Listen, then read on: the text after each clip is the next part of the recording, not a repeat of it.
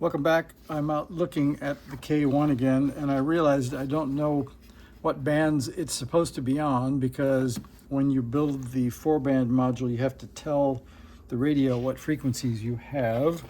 So I found the 4-band module information. So there's two key pieces. So one is, if you're on 30 meters, you have to decide if you're going to be having 80 kilohertz of VFO range or 150. You pick a different crystal to start either at 18.1 or 18.0.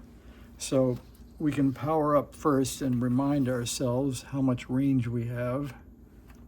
I guess we are powered up, so we can go down to the bottom and we can say low equals 84.2 and high, let's see, reminding ourselves that we went from 84.2 up to 0, and then from 0 we went to 77, so we'll put high of 77.5, and then I guess we'll say this is mid is 0, so this is 77.5, and this is about what, 15.8, is that right?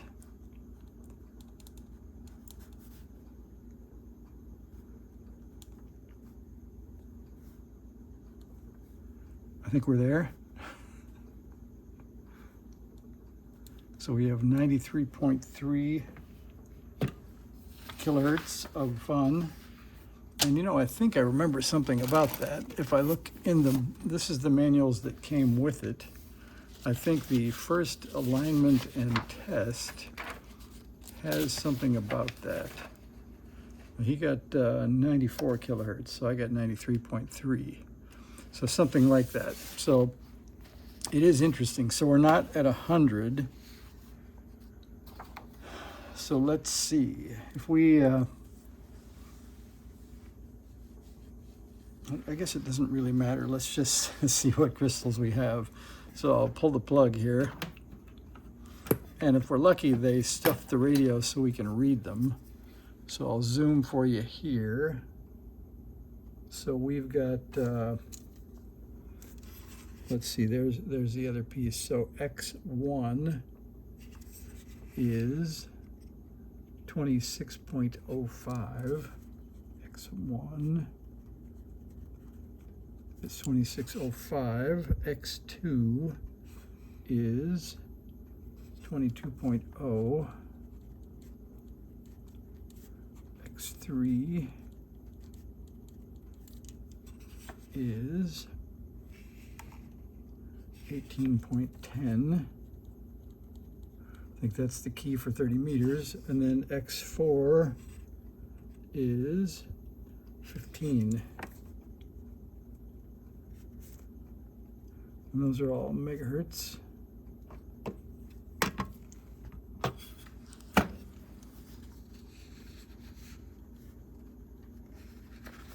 And then we can go over here and say, well, that means that if X3 is 18.1, that we're going to start the dial at 100 on 30 meters. So that's good information. And then we have to pick whether X1 is 26.05 or 29. So I think instead of 15 meters, we've got 17 meters.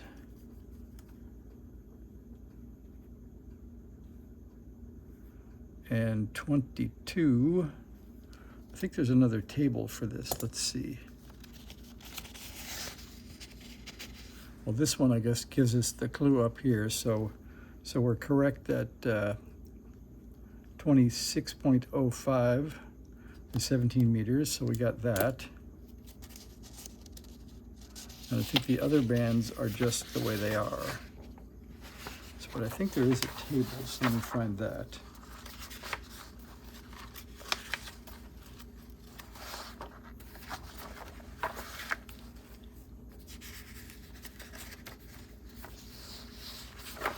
here's our table on the front.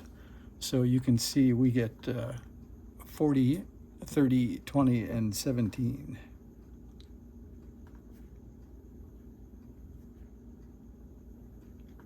And our 30 is going to start at 10.1 for the bottom of the band, not 10.0. So let's see if the radio thinks the same thing. So if we turn it back on again, because I don't have to worry about keying because nothing's coming out of the transmitter anyway, so we'll not have the dummy load on there. And there's our bottom band. Let's see, we'll move down here to the bottom so you can see what happens. So there's 7.0 or so. So 7.008, and then 10.094, and I believe that should be 10.1 because we have that crystal. So I think we need to tell the radio that. Then we have, I'll get back up a bit here. So there's, okay, we're at 7008. Oh, there we are, 10.102. So I guess that is correct. We're at 14.001 and 18.050. So that seems to be okay. That's a fair start. I think we do have a little bit of wasted VFO coverage, so we'll come back to that. I think the basic VFO setup, they'll have us at the bottom. So instead of it being 0, we're all the way down here at 84. So we'll bring that up. I think that means we will, I think we stretch those turns about to bring that up. So let's see.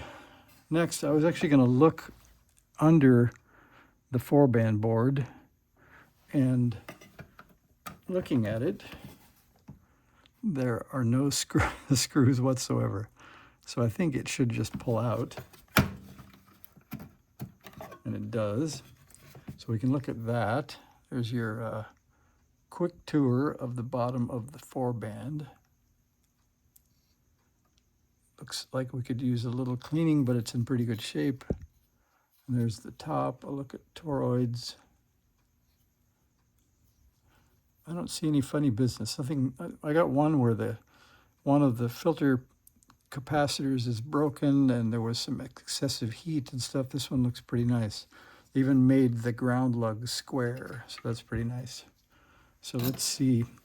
We can see the one area where we have rework, I think, was here, and that is the other side. So there's doesn't look to be a reason for that. Let's see if we can find the pad. So the pad is on the 3rd pin of J8.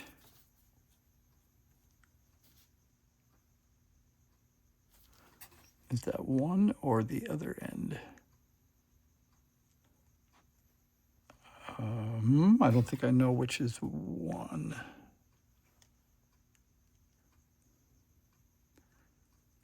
Anyway, the 3rd pin, we'll have to see why there is a jumper.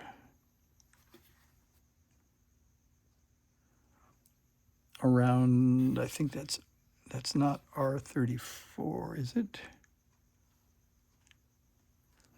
So there's C52 is this. This is R34. This is the left side of C43. So we'll take a look in the schematic and see if the C43 is supposed to go to the 3rd pin of that jack. Let's see if I can find a schematic quickly.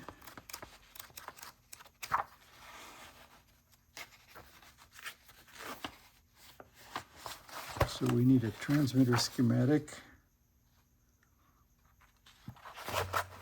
All right. So C34 and did I say J3? I wrote J8. It is J8. So it's the third pin of J8. And there's J8. And the third pin of J8 I think is ground. So let's find C43 and see if it's supposed to be grounded. And it is supposed to be grounded. So well, no, wait.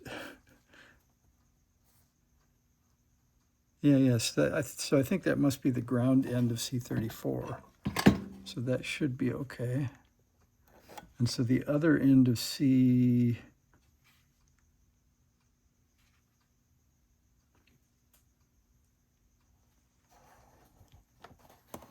if you believe that. So if the bottom one where it says PA, we think that is C52.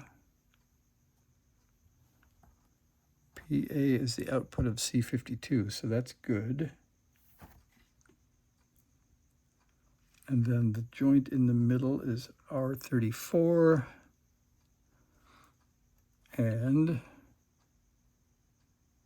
R34 connects to one end of C43, and that's true. That's the ground end.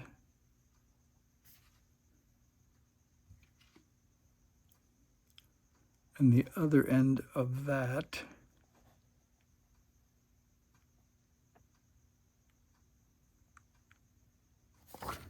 this must be one then. 1, 2, 3, 4, 5. That's pin 6. That doesn't look right. I believe that this is the RF detector, and it should be going to pin 5. If it goes to pin 6, it's grounded. See if you believe that. So this must be 1, 2, 3, 4, 5, and that's definitely 6.